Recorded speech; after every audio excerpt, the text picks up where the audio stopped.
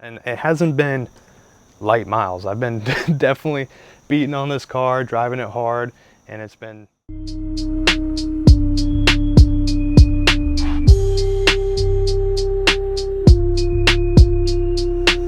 What's going on, guys? Welcome back to another video. Sorry I've been down for a little while. Got a lot of changes with the BRZ since the last time you guys have seen it.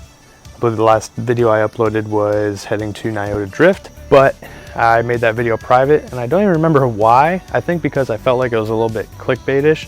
The drifting aspect of it only lasted a little bit, so I feel like I'd make it private and save everyone that. It's been a long time. If you remember in that video, we didn't even have headlights. I had a hood exit exhaust and that broke off, so this is a little bit of an update, as well as a 3,000 mile update on the eBay Turbo. Without further ado, let's take this little cover off.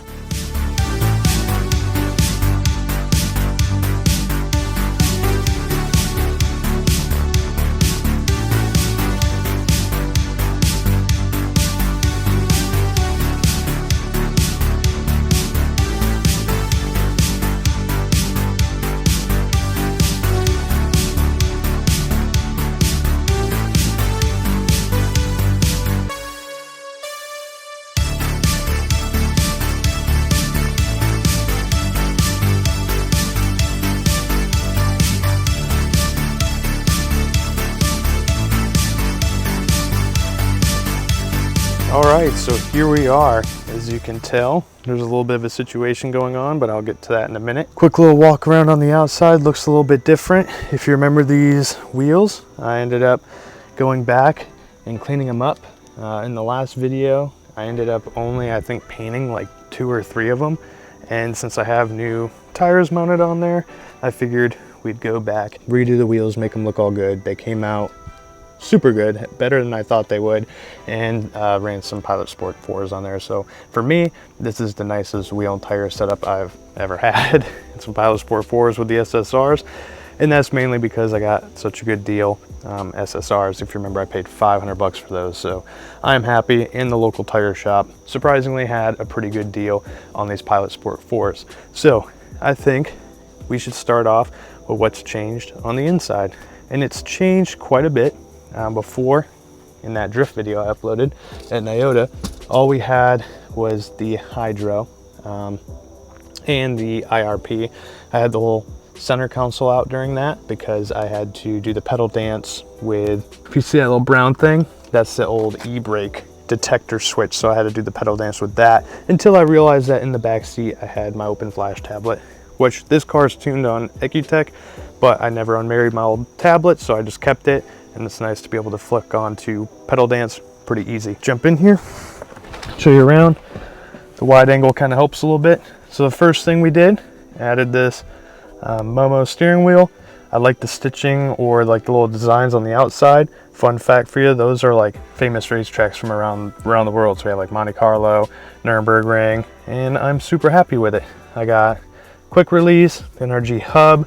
I do have the bracket that relocates the cruise control, but I'm waiting on the cruise control extender harness thing from Works Bell, and that way I can actually not have all the wires bind up down here, because that's something that they were doing. So once that gets installed, we'll install that again. My only downside with it is when drifting, it kind of hits your knee. So Gerald just makes a harness that relocates the volume control buttons, because on the 2017, we have that dash there. Not many people think about what you're going to do with your controls, which you need in order to navigate the menus, because right now it's stuck on the miles per gallon and your distance and all that, but I want to be on the temperature one. In order to do that, you need to either buy the Works Bell relocation kit, which just makes your steering wheel huge and bulky, and it's like $200, or you hit up Gerald Just and he makes a relocation kit. Also sells the little bracket, like a little 3D printed thing that mounts on the inside of this, so it's not going to move around at all. So that's something that they don't tell you when you're trying to do this kind of setup, and that way I can navigate through there. In regards to that cruise control hitting my leg, I think I am in the process of talking to him right now about maybe me making a relocation thing that can come over here, because as you know, or maybe you don't know, but on EcuTech, you need your cruise control in order to switch through maps. I don't have multiple maps right now, but I would like to, so I want to have a way to easily jump through them. So we still have the IRP, been working fine. Sicky hydraulic, this here. Again, when you have the quick release, an issue you run into is you have to like karate chop up here. You can't just use your fingers. So I got this little Vertex add-on that allows you to still do everything you need to right there. I think that was like 30 bucks. My favorite thing so far are these gauges. This is the Legacy Additive vent mount. At first I didn't know what I was gonna think with this little raised edge, but honestly I really like it. Some glow shift gauges. Everything's wired up underneath real nice. Got boost, wideband, and oil pressure. The oil pressure one is the one I was most excited about. As you're drifting, especially in a boosted car, well, in any car, you don't want to lose the oil pressure, and next thing you know, you got oil starvation and you weren't even tracking that it was happening. So I am super excited with these. I made an amateur mistake of not adding a second fuse to the ATA circuit. It had 2 fuse slots, so I thought there was something wrong with my gauges. There was just something wrong with my brain. That's about it on the inside. Let's go and show you what's going on underneath.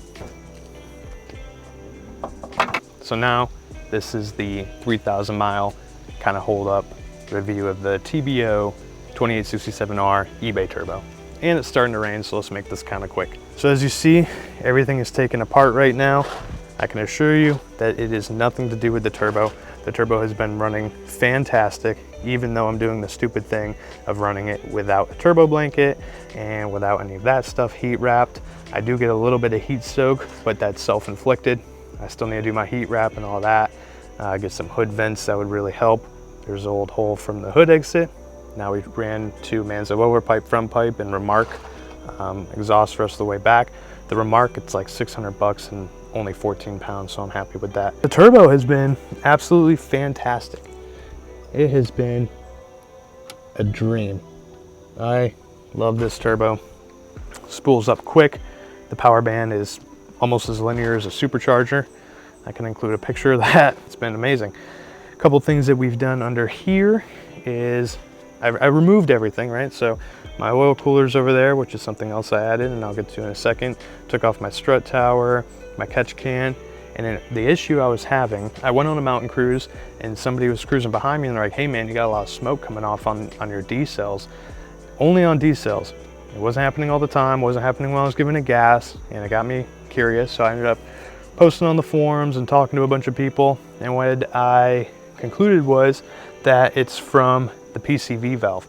So the PCV valve on this car was never designed to see boost, and ends up making it malfunction, and then that oil goes right back into your intake, and it's burning on the D cells. So there's nothing wrong with the Cusco catch can. I ended up already buying a PCV valve. You can either run the STI one or one that is just hollow, and that's what I did.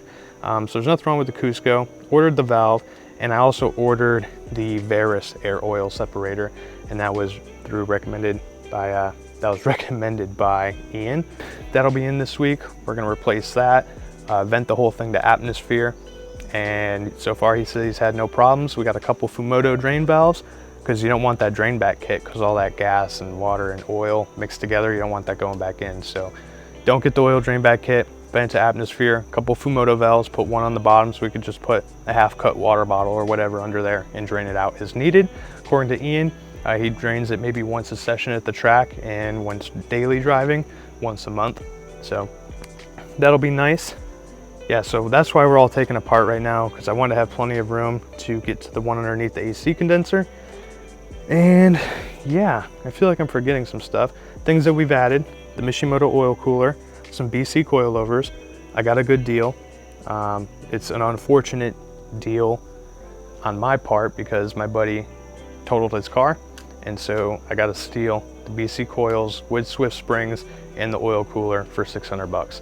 So while I feel bad that he is no longer in the scene, we fortunately got a good deal. The headlights are Morimoto's. Slim fan's been fine. I removed the old sensor for the oil pressure, and well, not the old, so the old one was just like a dummy light. You could pull it and you're not gonna throw any check engine lights or anything like that. And then I added the sensor there. So oil pressure, boom. The downside to the oil cooler is the fittings that it comes with in the line. I ended up getting some 90s and some better line so we can run it through a little bit cleaner. I have a picture, probably saw it on the thumbnail, of like a Bosuzoku kind of style. I might put it in the thumbnail, I might not. But that's kind of a quick rundown. There is an event this weekend. I planned on the car being down for a couple weeks because I'm redoing all the couplers, all these blue ones. I'm replacing them all to black. I want to get better clamps. That PCV valve will be here this week, I think on Thursday.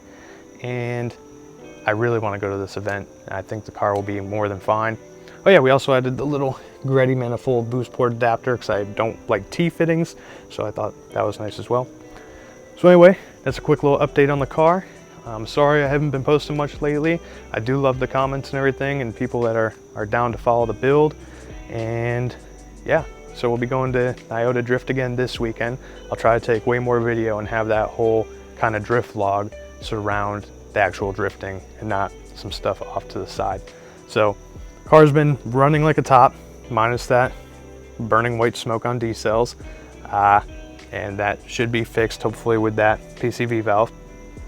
And I'll give you guys another update, 3,000 miles, and it hasn't been light miles. I've been definitely beating on this car, driving it hard, and it's been handling it like a top, running 10 pounds of boost at 265 wheel horsepower, and that's been great. Cool. So if you guys enjoyed this video and want to keep following along, feel free to subscribe. Any questions you have on any parts or anything like this, feel free to drop them down below. Hopefully, Michael, you go through with those. Somebody commented on one of the forums that they like the 90s style stickers. So I'll put a link to those down there. They're bought through Keep On. I'm not sponsored by anybody because I have 85 subscribers, but cool. All right, guys, see you on the next one. Peace.